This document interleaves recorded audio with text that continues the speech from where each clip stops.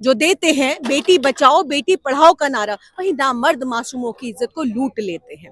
बनो इंसान पहले छोड़कर तुम बात मजहब की, लड़ो मिलकर दरिंदों से, ये हिंदुस्तान सबका है। बीएचई के 3 लोग संस्कारी बलात्कारी पार्टी के लोग हैं, जो कि बलात्कार करने के बाद इस तरीके से 2 महीने के लिए चुनाव प्रचार प्रसार में चले जाते हैं। किसकी इतना ही आपका डंका और आप इतने ही विश्व गुरु बन गए हैं, तो डर काहे का है? आप डरिए मत, आप बैलेट पेपर से चुनाव कराइए और बैलेट पेपर से चुनाव करा के देखिए कि आप कितना दूध का दूध और पानी का पानी हो जाए। आप कितने पानी के अंदर हैं, आप देखिए। दिखाकर ख्वाब महलों के ये गुर्बत लूट लेते हैं, वतन की आबरू और उसकी जीनत को छीन लेते हैं। जो देते हैं बेटी बचाओ बेटी पढ़ाओ का नारा, जो देते हैं बेटी बचाओ बेटी पढ़ाओ का नारा, वहीं नामर्द मासूमों की इज्जत को लूट लेते हैं। लुटेरा है अगर आजाद तो अपमान सबका है, लुटी है एक बेटी तो लुटा सम्मान सबका है।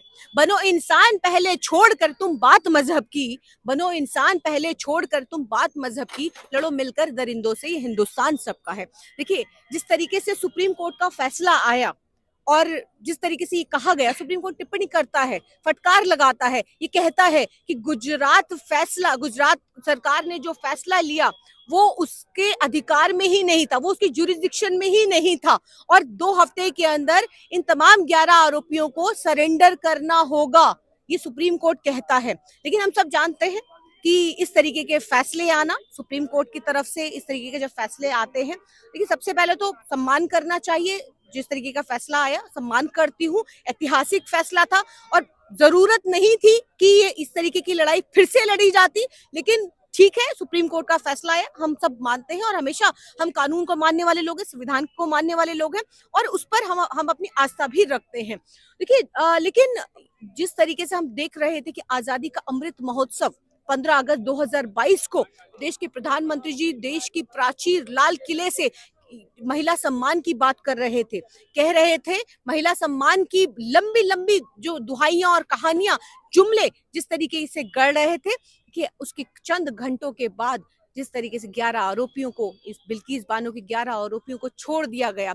गुजरात सरकार ने मुहर लगाई, यहाँ ना केवल मुहर लगाई, केंद्र सरकार ने मुहर लगाई और संस्कारी ब्राह्मण बताया। ये कहा संस्कारी, बिल्कुल संस्कारी है, ये बलात्कारी जनता पार्टी के संस्कारी लोग हैं कि जिसको आप ब्राह्मण संस्कारी कह सकते हैं, क्योंकि आप तिरंगा यात्रा निकालते हैं, बेटी को रात के अंधेरे में जलाते हैं, आप जिस तरीके से लगातार अपने ब्रिजभूषण शरण सिंह को बचाने के लिए पूरा तंत्र लगा देते हैं। तो देखिए, कोई बड़ी बात नहीं है कि आप उनको संस्कारी कहें या आप ये कहें कि नहीं बिल्किस तो ऐसे ही बोल रही हैं, उनके साथ कुछ नहीं हुआ, ना उनके साथ कोई गैंग रेप हुआ, ना उसकी बच्ची को मारा, ना फिर उसकी जो जिस तरीके से वो 5 महीने की प्रेग्नेंट थी, वो हमला थी, तो जिस तरीके से उसको मार दिया गया गैंग रेप करके। देखिए, हमें तो इस माहौल की आदत हो जानी चाहिए थी हम महिलाओं को, क्योंकि अगर हम महिलाएं किसी महिला के लिए आवाज उठाती हैं तो हमें किस तरीके की गालियों से नवाजा जाता है। हमें इसी देश के अंदर महिलाओं की पूजा होती है, देवी का रूप माना जाता है, लेकिन इसी देश के अंदर बिल्किस जैसी बहनों को कितनी लंबी लड़ाई लड़नी पड़ती है अपने न्याय के लिए। कितनी ऐसी बिल्किस हैं जो इस तरीके की लंबी लड़ाइयां लड़ पाती हैं, कितनी ऐसी बिल्किस हैं कि जिनको डराया और धमकाया नहीं जाता कि तुम अगर केस वापस नहीं लेती तो तुम्हें, तुम्हारे घर वालों को, या तुम किस तरीके की धमकियां आती हैं, ये हम सब जानते हैं। और खास करके किसी सत्ताधारी पार्टी की हो या फिर किसी पार्टी से कोई इस तरीके के लोग जुड़े हुए हों। बीएचयू के 3 लोग संस्कारी बलात्कारी पार्टी के लोग हैं, जो कि बलात्कार करने के बाद इस तरीके से 2 महीने के लिए चुनाव प्रचार प्रसार में चले जाते हैं। किसके लिए जाते हैं हम सब जानते हैं। अभी तक बुलडोजर कहाँ चला ना, बुलडोजर देखिए, बुलडोजर सिर्फ एक समुदाय के लिए, आप इस बात को थोड़ा सा समझिए कि एक समुदाय के लिए है, वो बुलडोजर निकलेगा नहीं, क्योंकि अगर किसी पर आरोप सिद्ध भी नहीं होता, सिर्फ आरोप लगता है, वो सच्चा है झूठा है, क्योंकि हमारे देश के अंदर कानून है, ट्रायल है, उसकी जरूरत नहीं है। आज देश के अंदर आज जो न्याय करने वाली जो सरकारें हैं, जो आज सत्ता में बैठी हुई हैं, वो बुलडोजर से न्याय करती हैं।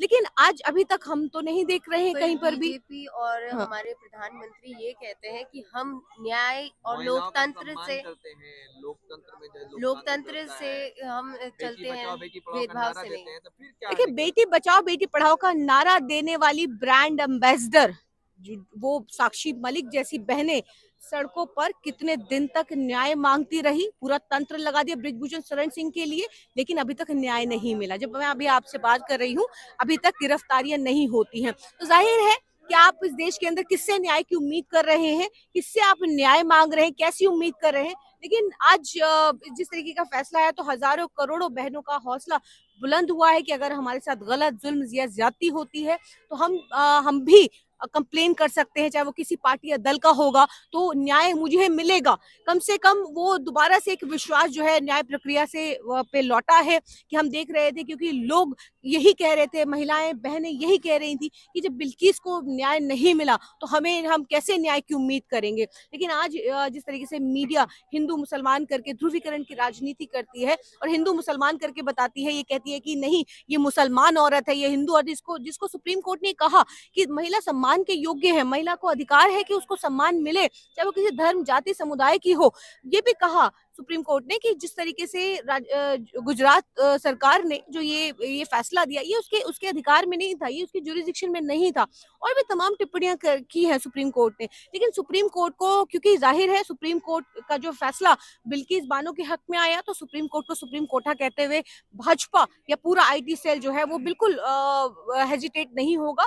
लेकिन हमें ये सोचना होगा और तय भी करना होगा देश की महिलाओं को कि एक कोई किसी भी धर्म या जाति या समुदाय की अगर महिला के साथ अगर कुछ होता है, अगर हम ही अगर एक दूसरे को बांटने लगेंगे, तो हमारे लिए आवाज कौन उठाएगा। हमें एक दूसरे को ताकत देनी होगी, हमें एक दूसरे के साथ आके खड़ा होना होगा, चाहे वो कोई कोई बिल्किस हो, चाहे वो कोई अंकिता हो। तो अंकिता भी हमारे लिए वही है और बिल्किस भी हमारे लिए वही है। तो हमें इस चीज में फर्क ना करते हुए हमें एक साथ एक दूसरे का हाथ पकड़ करके हम एक दूसरे के साथ खड़ा होना चाहिए। अभी आपने हाँ। अपने जो आपने कहा कि बीएचयू का मामला हो, मणिपुर का हो या बिल्किस बानो का मामला हो, इस बारे में जो हमारे प्रधानमंत्री है कुछ भी कहने से पीछे हट रहे हैं। वहीं राम मंदिर का मुद्दा जोरों जोरों से उठा रहे हैं, इसको आप किस तरीके से देखते हैं? देखिए, पूरा 2024 का चुनाव राम मंदिर पर ही रहेगा। अभी आपने हाल ही में एक न्यूज देखी होगी और ऐसी तमाम न्यूज आने लगी हैं और अभी लगातार आती रहेंगी 2024 तक। आपने देखा कि दो लड़कों के ईमेल आईडी से मेल आता है देवेंद्र तिवारी नाम के व्यक्ति पर, शारिक और जुबैर खान करके एक मेल बनाई गई, फर्जी मेल बनाई गई और देवेंद्र तिवारी ने खुद को मेल कराई।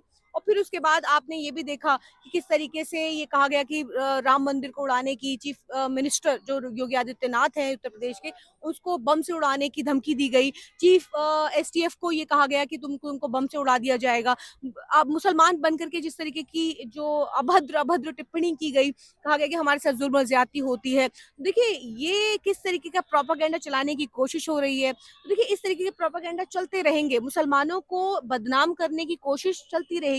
आपको याद होगा कि सुली डील्स करके महिलाओं की, जो खास करके जो महिलाएं जो लोगों के लिए, जो खास करके सोशल एक्टिविस्ट हैं, एडवोकेट्स हैं, या कोई भी किसी भी तरीके से वो आवाज को बुलंद कर रही है सोशल मीडिया या कहीं पर भी आवाज को बुलंद करने का काम करी, तो उनकी किस तरीके की नीलामी की गई। तो सोशल मीडिया पर आपने वो भी देखा कि सुली डील्स पे गिरफ्तारियां हुई, लेकिन कौन निकला, किसका उसका कनेक्शन किससे निकला, वो हम सब जानते हैं। तो जाहिर है इस तरीके के प्रोपागेंडा प्राण प्रतिष्ठा 2024 जनवरी 22 जनवरी 2024 के अंदर प्राण प्रतिष्ठा रखी है। लेकिन जितने भी वहां पर जो साधु संत हैं, कि उनकी किस तरीके की नाराजगियां हैं, उनका कहना है कि ये काम साधु संतों का है, ये जो मोदी जी कर रहे हैं ये राजनीति कर रहे हैं। तो वहाँ की जो नाराजगियां हैं, वहाँ के जो साधु संतों के अंदर नाराजगी, वो साफ देख सकते हैं। मैम, एक क्वेश्चन और है, 2024 के लोकसभा चुनाव से ही जुड़ा है। जहां जहां चुनाव हो रहे हैं, ईवीएम को लेके एक बड़ा सवाल उठ रहा है कि उसमें कुछ फॉल्ट है, कुछ बीजेपी कर रही है, क्या ये सच है?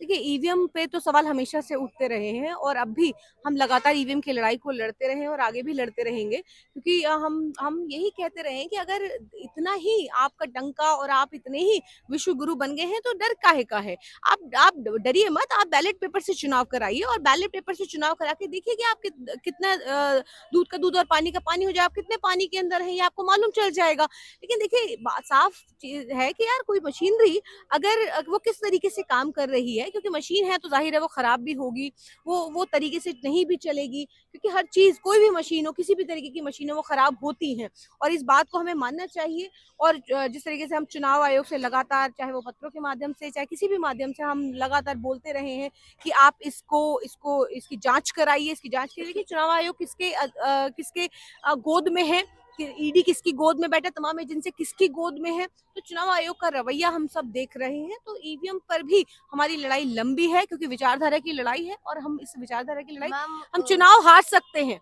5 राज्यों के चुनाव अभी पीछे थे, वो हार सकते हैं, लेकिन विचारधारा के साथ समझौता नहीं कर सकते हैं।